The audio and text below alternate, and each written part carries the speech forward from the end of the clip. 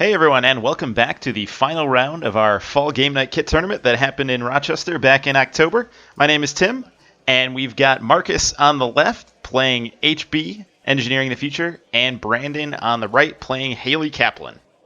And so as at the beginning of the previous round, things are pretty close in the standings right now. Everybody's been splitting like crazy, so the top is very tight. And if someone sweeps in this final round, we'll probably put them in first place for the tournament. So both these guys hoping to take the whole round. And so, we see Marcus playing HB. Shockingly, Marcus and I were the only two people that showed up with any Haas faction whatsoever this entire tournament. I thought they were very strong at the time. And, of course, they only got stronger once Data and Destiny came out. And then Brandon playing Hayley, of course. He's been trying out a lot of interesting Hayley decks. And you're able to pull off a lot of neat little combos with her. And so we see he's using cash as part of his economy, so we're expecting probably Aesop's Pawn Shop and some other pieces that he can recycle for money. Maybe Imp even being splashed in. That's a data sucker we see there, and there is the Pawn Shop. So pretty good opening turn. That sets him up economy-wise and starts putting pressure with the data suckers. And Marcus, meanwhile, just kind of shoring up his servers. And it looks like he's got a Crisium Grid in hand. I think I see a Jackson, a piece of ice, some hedge fund or two, and drawing into an Architect. So once you see Data Sucker on the table, I would maybe consider putting that Architect over on Archives just to block out easy Data Sucker access. Because if he's splashing for Data Sucker, it probably means he's also going for Parasite or something like that that's going to utilize those Data Sucker tokens. So you really want to be able to deny that early on. And so, of course, the cash being sold off to the pawn shop. And what else do we got going? Okay, Astrolabe. Oops. Forgets he's not Kate there for a second. It's an honest mistake. I always think I'm Kate whenever I'm playing Shaper. And so that's an interesting comparison between Kate and Hayley, is that Kate is giving you a credit discount every turn, and Hayley is potentially giving you an install discount every turn. So they're saving you different resources. Kate, of course, credits. Hayley, clicks. And so if you have a more complex rig or something that has a lot of moving pieces, then Hayley can be quite nice. Oh man, and that is a toll booth on R&D, which is, against Shapers, ideally where you want to have it, because you're expecting, of course, Maker's Eyes, indexing, R&D interfaces, that kind of nonsense. And toll booth is going to keep them out of there for quite some time.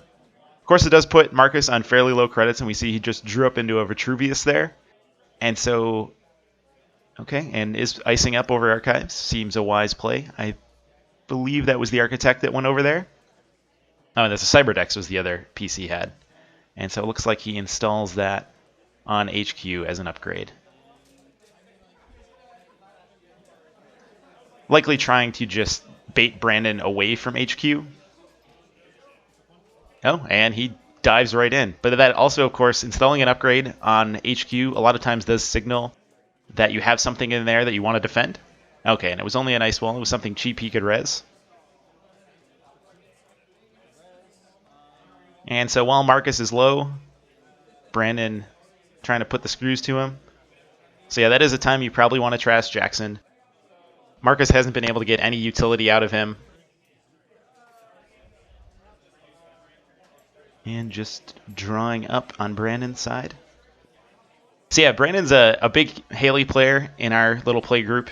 And I know he's built a lot of decks that have some really interesting combos, not just using it to accelerate his installs, but using it to do things that you maybe normally couldn't do, which, there we go. We see activist support. So that is one of those little combos that you can pull off by using Hayley, is that you can trigger an install on your opponent's turn, and then Hayley in the... It's something like that. You bring in the activist support, and then you can immediately sell it to the pawn shop. So it's a way to get a bad pub onto the corp without getting tagged yourself.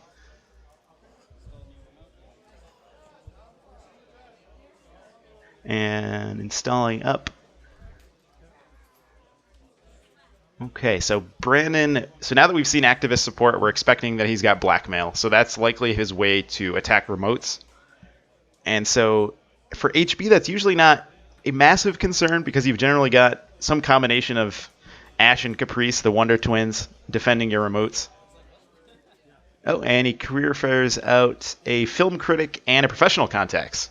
So career fair Really nice include in Hayley, further accelerating those massive installs. Usually you're working with a resource-based economy in Hayley because you can get it installed a lot faster. And so he is getting set up pretty nicely. Of course, Brandon is at 0 credits right now. So Marcus threatening to go for an agenda here, it looks like. Okay, and he has been holding that hedge fund in hand. And that's actually, I think, a good play a lot of the time is not just immediately ripping out the hedge fund as soon as you draw it, because you want to give the runner some illusion that you're on low credit sometimes. So having burst econ is more than just gaining money, it's gaining money rapidly so that you can threaten a scoring remote kind of out of nowhere. And Brandon just credits up and career fares out a daily casts. So he's going to be rolling pretty soon here. He's got a lot of money that's going to be ticking in. He's got Film Critic to snag NAPDs on the cheap. And that was an agenda there. That was the Vitruvius we saw in hand earlier. So setting Marcus up 2-0. That is often the unsatisfying thing about HB is when you score one of their agendas, it almost never does anything. After playing NBN for a while, where you score an AstroScript and it's the biggest deal in the world, whenever you score a Vitruvius, it just feels so sad. And ABTs, you're obviously not firing, although now that team sponsorship is around, I find myself launching off accelerated beta tests a heck of a lot more, so it feels a little better. Okay, so we see Cash and Gordian Blade coming in, and he knows that's a toll booth on R&D. Marcus is on 6 credits, so he could still res some reasonable things. And you've always got to be afraid of Architect, especially after you've trashed a few things. He trashed out a Jackson, and so you don't want him to be able to get Architect that straight back in. That is a little something against HB. Particularly against NEH, running into Architect is really scary because it gives them an install and a card draw. But HB, until you've actually trashed out a few of their assets, as long as you're running in your early clicks, plowing through Architect isn't so terrible. But again, especially once you've trashed out like an Adonis or an Eve or something, you definitely don't want to be just face blasting into ice. So 6 credits to 4. Brandon is getting his rig set up here. And Marcus goes for another install on that remote. And at this point, with the clone ship out, and he's got access, Brandon has access to Lady over there. And I think I saw Mimic go in there earlier. You're not expecting that to be an agenda play in the remote. But of course, there's a window that you could exploit the runner thinking that this isn't an agenda window and sneak something out.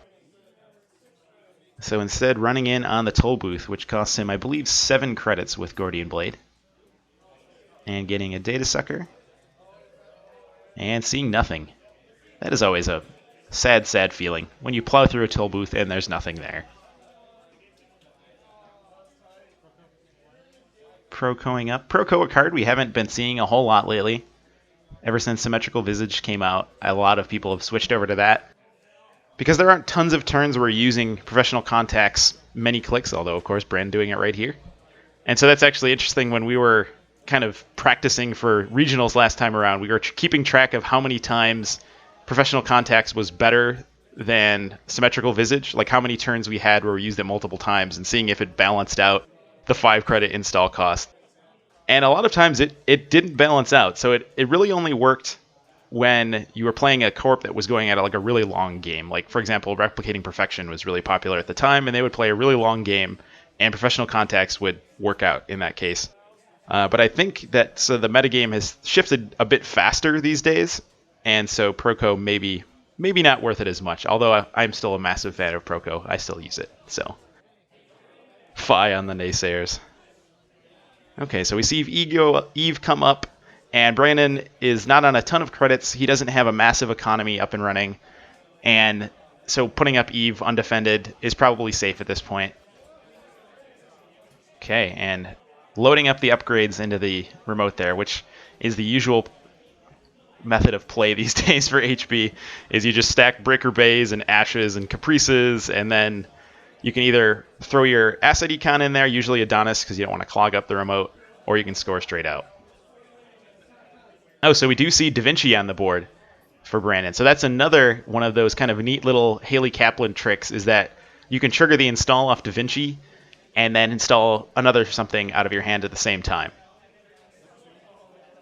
So it's especially threatening for fast advance because it means you can get clot anywhere in your deck, pretty much, if you have a self-modifying code. So the clot threat is up all the time. Okay, and blasting through the toll booth again, likely thinking that he either can't get into that remote or it's just going to be too expensive. Oh, and it looks like he overpaid a little bit on that access. Likely forgetting about the data sucker. And procoing. Okay, so building back up. So he spent 7 to get into there, but then he was able to get back up pretty rapidly. Actually, both players are kind of rolling out their economy right now. Eve is slowly ticking down. And we see a score on another Vitruvius. So another blank 3-2. Although these days, I guess, people aren't playing fast advance quite as much. Okay, so this is that play I was talking about. He pops DaVinci to install the activist support, which gives him, or gives Marcus, a bad publicity, and at the beginning of its turn sells it to the personal workshop, or not the personal workshop, the Aesop's pawn shop. So he ends up with $3 and a bad pub without ever being tagged. And so now he can threaten blackmail on the remote. Pays the toll. So now with a bad publicity and a data sucker, it's only costing him 5 to get through that toll booth, which for an R&D access is probably about average, although for a single access, that's a little expensive. Working out the math here. Oh, still nothing. Okay, and so looking at Marcus's hand, I don't think I see any agendas in there, so just kind of slow rolling things out. He's been slamming them in the remote as he draws them, it seems like. And so we've hit that sort of mid-game period where Haas is usually just kind of waiting for agendas to roll in and gaining money clicklessly through their sex machines. And for the runner, you really want to set up a way to either get multi-access or some way to deny their economy a little bit. Shaper doesn't play the econ denial game quite as heavily as some of the other factions, but if you can get up to a big money total and you have a way of refilling your coffers, then going after those campaigns is probably a good play. Okay, and so we see Lady and Cash coming out. Of course, getting that lovely double install off of Hayley Kaplan. She's been studying. She installs things very fast. And Eve continues to tick down. It looks like there's 9 credits. See if you can get the full value out of, or 10 credits, sorry. See if you can get that full value out of Eve. That's always so satisfying and so demoralizing for the runner. And we see something go down into the remote. Another something going down into the remote. So I think I saw that an Adonis went down there. And I know there was a Breaker Bay in hand at some point, so I believe that was installed as well. And so if you're wondering why HB has suddenly become very strong, there's kind of a few pieces that have made them jump to the forefront. First of which being Turing, which is just a fantastic piece of ice, especially now that Faust is everywhere. Breaker Bay Grid really helped because they had their econ assets were really expensive to res, as well as a lot of their upgrades that they tend to use. And then, of course, since then, Global Food Initiative has come out, which is just fantastic for Alticorp. So that is Turing. There it is. So on a remote, that's a Strength 5 code gate. So even though he has the means to get through it, it's still a bit expensive for Brandon, although the data sucker and the bad publicity are making things quite a bit cheaper. And so when he hits the Turing, do we see a Caprice res? Oh, he's actually asking him about the... He's asking about the res timing on Ash, which of course, Caprice you have to res when the runner encounters the last piece of ice, but Ash you can res after they pass the last piece of ice. And so he gets past the last piece of ice. Brandon says, I would like to access, and then Marcus can res Ash in response to that. And that was Chrysium Grid down there, which unfortunately isn't a legal play because Breaker Bay Grid and Chrysium Grid are both regions, and you can't have them both installed in the same server. It doesn't matter in this case because there's nothing that really has an impact for Chrysium on this remote, Early in the game, he was just using it to kind of bait Brandon perhaps into thinking there was something important over there. And really, at this point, he probably wishes that Crisium was on HQ and Cyberdex was in his remote, perhaps. But, of course, the choosing not to trash Ash, it looks like. Oh, yeah, raising the Ash trace. Okay, so Marcus chooses to raise the Ash trace so that Brandon can't beat the trace and trash Ash and Adonis at the same time. And so that lets him keep Adonis up, which with the free Breaker Bay res gives him 3 credits right away.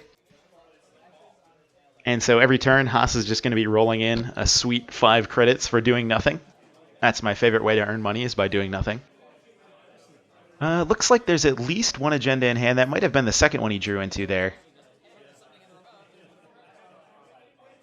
I think that's priority requisition. I can't quite tell. So again, that was one of the weaknesses of this Glacier-style HB deck before Data and Destiny, is you had to play the real 3-pointers, which are always a risk. And there's been some interesting discussion around the internet about whether or not 5-for-3 agendas that aren't Global Food or Future Perfect are just dead now. And I'm on the fence. I think in certain decks there's a place for it, but I would agree that in most decks, giving up a 3-pointer is really crippling. And if you can use Global Food or Future Perfect, you absolutely should instead. And we see Eve. So unlucky on Brandon's part. I think there were 2 agendas in there. So accessing the Cyber decks. So that does clear his Wires counters. And he will trash for the bad pub, because he did not need to use any credits on Lady breaking Wall of Static. So HQ is quite vulnerable right now.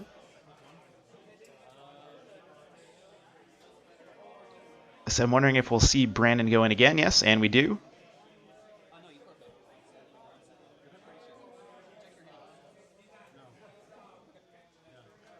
Sorting out the clicks here. So I do the same thing myself. Even though I have click trackers, a lot of times I'll forget to use them, and then they don't help. So click 1 was the run. Click 2, he's pro-coing up. Pro-coing still. So his instinct to go at HQ was correct in this case. But a lot of times when you run through HQ, especially when it's Lady and you're really depleting your options for breaking through barriers later in the game, it can be a little intimidating to just drain those counters down when you don't know there's anything in there. And he's been seeing Marcus score things pretty much as soon as he's drawn them. So he may be thinking that there's nothing in HQ at this point. Although at this phase of the game, we do have Adonis sitting in there sort of clogging up the remote. So there could have been a turn or two where things were accumulating in HQ, which we know there were, but Brandon, of course, does not know that. So curious whether we'll see an overinstall on the Adonis here. Nope, instead choosing to shore up HQ a bit. Brandon does have 2 clone chips on the table and an Ottman in the bin, so he's got access to the tools he needs to break things. But the hope for Marcus is that he can make them expensive enough that even if he can get to the tools, he can't afford to do so. Although with data suckers and bad publicity, things are a little tougher on the sort of taxing game that HB is trying to play here. So that toll booth is still sitting on R&D, and we haven't seen any R&D multi-access out of Brandon just yet. Okay, and he blackmails the remote. Breaking through Turing, and do we see? Was that an agenda? It was. Okay, he tried to force one out, hoping, of course, that Brandon didn't have the blackmail in hand. He hadn't seen any played, which meant that, same old thing or anything didn't have access to it. But at this point in the game, there's a pretty good odds that he's drawn into it, especially if he's devoted a lot of card slots to getting out that activist support combo. Then he's playing 3, and Shaper has strong draw. He's been pro-coing up. But of course, you can't just sit the entire game scared that he's got blackmail. At a certain point, you have to kind of throw something away in order to get him to spend his resources. And so now the question is, do you think he has a second blackmail? Because we can see that Marcus is considering another agenda score there. Of course. Okay, so he's going for something. Of course, this is the nice thing about HB, is that you can just keep slamming Adonis and Eve into your scoring remote and force the runner to keep coming and check it. So with Turing out, it's still an expensive remote to get through, even if he blackmails. Since he doesn't have access to David or anything like that, it's 4 credits off of Gordian Blade, so 3 with the bad pub, and spending a blackmail or some way to recur blackmail. Okay, so there was Mimic in the archives. Not the archives, the heap. Get my lingo straight. Okay, so he brings a cash back at the end of Marcus's turn. And then looks like he's going to sell it off to the pawn shop. So nice little 5 credit burst there.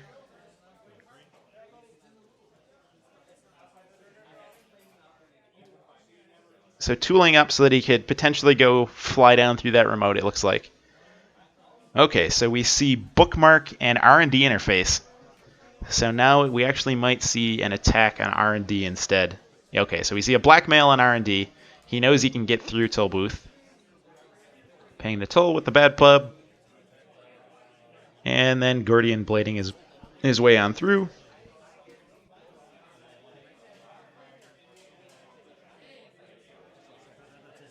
Nope, counting up credits. Always count your credits, boys and girls. Whoops. Okay. So yeah, that's a big thing, is a lot of people like to shortcut around when they're breaking ice, but I find, especially in a tournament environment, it's good to just kind of count out your credits and make sure you're doing it correctly, unless of course you're going close to time or you have a deck that's really slow or something like that, which this game has been going on for a little while, so they might be getting nervous about timing. But that's something that's actually in the new floor rules that came out from FFG recently. Okay, so that wasn't Eve, so he was likely just trying to bait out a run from Brandon, get him to waste some money and time. But of course it does have the added benefit of being a free Eve-res, so that's like a 5 credit payout. Of course it's going to clog up his remote, and we haven't seen any indication of biotic labor or something like that. So at some point he's actually going to have to go and score out of that remote. So it's unlikely that Eve will tick all of the way down. Trying off Astrolabe. Okay, there are 7 points in his hand. So, okay, so yes, he does overinstall that Eve. Since he rezzed it with Breaker Bay Grid, you're not too upset about losing that. It was a 2 credit gain plus a credit gain for the install, and it puts some pressure on the runner. So you're not too sad about that. And installing likely I think that was an accelerated beta test that we saw in hand, and there's also an NAPD and a priority requisition. So running in on HQ is still a fairly strong play. Okay, so he does blackmail the server again. Paying through Turing with his bad publicity and some credits, and taking an access. Oh, and it wasn't Adonis. So lets him keep that, because money at this point is no object to the good old boys at Hasboyroid. And yeah, that's that just good old-fashioned remote play game that you see out of HB, where it's, I'm going to install something in here every turn. Is it an agenda? It's kind of that classic Netrunner. I've always been a big Hasboyroid supporter.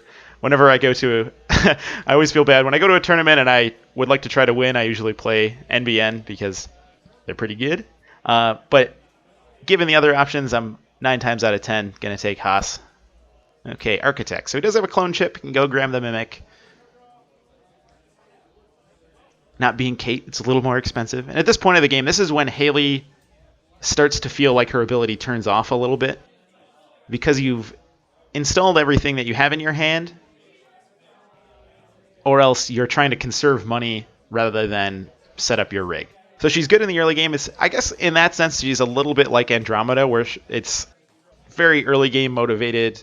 Oh, and rips the ABT. So yeah, it's sort of an early game motivated ID ability that late game isn't helping you like some of the other ones are. Okay, so since he sees an agenda in there, and there's what he thinks is an agenda installed on the remote, it makes Brandon think that there might be other things hanging out in there. And we know there are. I think there's at least an NAPD and a priority requisition. Oh, throws NAPD on the film critic, saving himself 4 credits. And that was just Adonis. Okay. So there is still an agenda floating in HQ. He's only seen one of his Jackson Howards, so there's likely 2 more in the deck. So he could draw through for that. That installed card, maybe Jackson Howard. I didn't quite see what it was. I don't think it was.